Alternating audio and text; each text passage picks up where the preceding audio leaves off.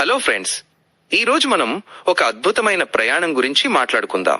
మొదటి స్థాయి కమ్యూనికేషన్ నుంచి ఇప్పటి మోడరన్ మొబైల్ టెక్నాలజీ వరకు మనం అసలు ఎలా ఎదిగామో తెలుసుకుందాం. ముందుగా అసలు కమ్యూనికేషన్ అంటే ఏమిటి? కమ్యూనికేషన్ అంటే ఒక వ్యక్తి దగ్గర ఉన్న సమాచారం ఇంకొక వ్యక్తికి చేరడం. నేను మాట్లాడితే మీరు వినడం, ఇది కమ్యూనికేషన్. నేను రాస్తే మీరు చదవడం, ఇది కమ్యూనికేషన్. నేను మెసేజ్ పంపితే మీరు రిసీవ్ చేసుకోవడం, ఇది కూడా కమ్యూనికేషనే. సింపుల్ గా చెప్పాలంటే ఇక్కడ ఒక సెండర్ సమాచారం పంపుతాడు, ఒక రిసీవర్ ఆ సమాచారాన్ని పొందుతాడు. మనిషి చరిత్రలో ఎప్పుడూ 3 విషయాలు కోరుకున్నాడు. 1 ఫాస్ట్ కమ్యూనికేషన్ అంటే వేగం, 2 క్లియర్ కమ్యూనికేషన్ అంటే స్పష్టత, మరియు 3 లాంగ్ డిస్టెన్స్ కమ్యూనికేషన్ అంటే ఎంత దూరమైనా సమాచారం చేరడం. టెలిఫోన్ వైర్ల ద్వారా సిగ్నల్ 1870ల నుండి 1970ల వరకు. పాత రోజుల్లో టెక్నాలజీ లేదు. ప్రజలు ముఖాముఖి మాట్లాడేవారు. దూరం ఎక్కువైతే ఉత్తరాలు రాసేవారు, కానీ అందులో ఆలస్యం ఎక్కువ. అందుకే ఒక ప్రశ్న వచ్చింది, వాయిస్ ని వైర్ల ద్వారా వెంటనే పంపగలమా అని. అలా పుట్టిందే టెలిఫోన్. సిగ్నల్ ప్రయాణించే విధానం. మీరు మాట్లాడినప్పుడు మీ వాయిస్ గాలిలో సౌండ్ వేవ్ గా ఉంటుంది. టెలిఫోన్లోని మైక్రోఫోన్ ఈ సౌండ్ వేవ్ ని ఎలక్ట్రికల్ సిగ్నల్ గా మార్చుతుంది.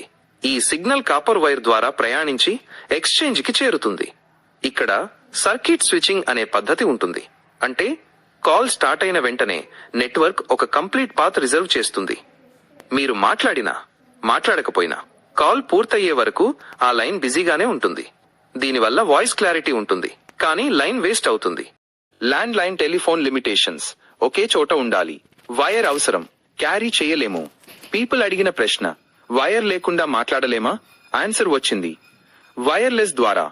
ఫస్ట్ జనరేషన్ వైర్లెస్ వాయిస్ 1980 నుండి 1990 వరకు. వైర్లు లేకుండా మాట్లాడాలనే ఆలోచన నుండే మొబైల్ సిస్టమ్ వచ్చింది. ఇది సెల్ కాన్సెప్ట్ మీద పనిచేస్తుంది. నగరాన్ని చిన్న చిన్న సెల్స్ గా విడగొడతారు.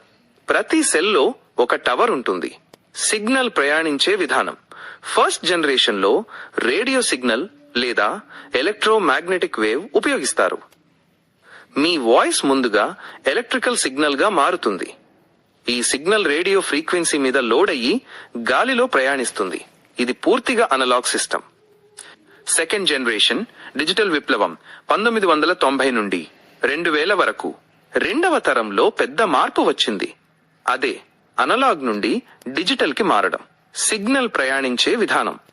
ఇక్కడ ఇన్ఫర్మేషన్ అంతా జీరోస్ మరియు వన్స్ గా మారుతుంది. మీ వాయిస్ నంబర్స్ రూపంలోకి మారి రేడియో సిగ్నల్ మీద ప్రయాణిస్తుంది. రిసీవర్ దగ్గర ఈ నంబర్స్ మళ్లీ వాయిస్ గా మారుతాయి. దీనివల్ల క్లియర్ వాయిస్ తో పాటు మొదటిసారి SMS పంపుకునే వీలు కలిగింది. థర్డ్ జనరేషన్ మొబైల్ ఇంటర్నెట్ 2000 నుండి 2010 వరకు. థర్డ్ జనరేషన్ లో ఇంటర్నెట్ మొబైల్లోకి వచ్చింది. టవర్ తర్వాత 2 సిస్టమ్స్ ఉంటాయి. ఒక సిస్టమ్ వాయిస్ కాల్స్ కోసం, ఇంకొక సిస్టమ్ డేటా కోసం. వాయిస్ సర్క్యూట్ స్విచ్చింగ్ ద్వారా సెండ్ అవుతుంది. డేటా ప్యాకెట్ స్విచ్చింగ్ ద్వారా సెండ్ అవుతుంది. ప్యాకెట్ స్విచ్చింగ్ టెక్నాలజీ వాడతారు. సిగ్నల్ ప్రయాణించే విధానం. డేటాను చిన్న చిన్న ప్యాకెట్స్ గా విడగొడతారు. ప్రతి ప్యాకెట్ పైన అడ్రస్ ఉంటుంది. ఇవి గాలిలో వేర్వేరు దారుల్లో ప్రయాణించి డెస్టినేషన్ చేరుకుంటాయి. దీనివల్ల ఒకే నెట్వర్క్ లో చాలా మంది ఇంటర్నెట్ వాడుకోవచ్చు. ఫోర్త్ జనరేషన్ ఎవ్రీథింగ్ ఇంటర్నెట్ 2010 నుండి 2020 వరకు. ఫోర్త్ జనరేషన్ లో సర్క్యూట్ స్విచ్చింగ్ పూర్తిగా తీసేశారు. అంతా ఇంటర్నెట్ మయమే. సిగ్నల్ ప్రయాణించే విధానం. మీరు చేసే కాల్ కూడా ఒక డేటా ప్యాకెట్ లాగే మారుతుంది. దీనినే వోల్టీ అంటాం. టవర్ ఈ సిగ్నల్ ను నేరుగా ఇంటర్నెట్ కోర్ నెట్వర్క్ కి కనెక్ట్ చేస్తుంది. అందుకే మనకు స్మూత్ ఇంటర్నెట్ లభిస్తుంది. ఫిఫ్త్ జనరేషన్ స్మార్ట్ నెట్వర్క్ 2020 నుండి 2030 వరకు. ప్రస్తుతం మనం వాడుతున్న ఫిఫ్త్ జనరేషన్ కేవలం స్పీడ్ మాత్రమే కాదు, ఇదొక స్మార్ట్ నెట్వర్క్. దీనికి ఉన్న అత్యంత ముఖ్యమైన feature network slicing. Network slicing అంటే ఏమిటి? ఫోర్త్ జనరేషన్ వరకు అందరికీ ఒకే రకమైన నెట్వర్క్ ఉండేది. కానీ 5th జనరేషన్ లో నెట్వర్క్ తనను తాను అవసరాన్ని బట్టి వేర్వేరు భాగాలుగా అంటే స్లైసెస్ గా విభజించుకుంటుంది.